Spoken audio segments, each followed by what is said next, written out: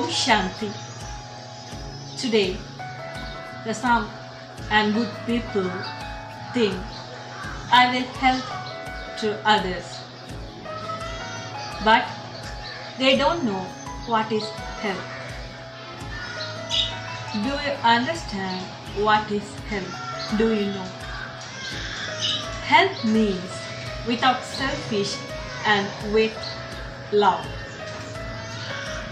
When we helping others, that time others will and feel that advantage and happiness, that is blessing for me and blessings for us. That blessings when we our critical situations and difficult moments, that time these blessings help to way in our life. So when we help others, we give others blessings. So we help others. But how we help others? We give the foods.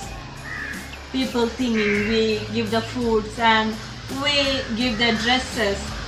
This is help. This also help, but this is not only help. Because when we give the foods, that time, that food after digest, then after that help is over. When we give the dresses, that dress will old. That time that help is over. But what is true help? When we feel true happiness with God and know our understand who am I, and our feelings, understand our feelings and understand our true happiness, then we think about God and we feel God's feelings. That feeling is true.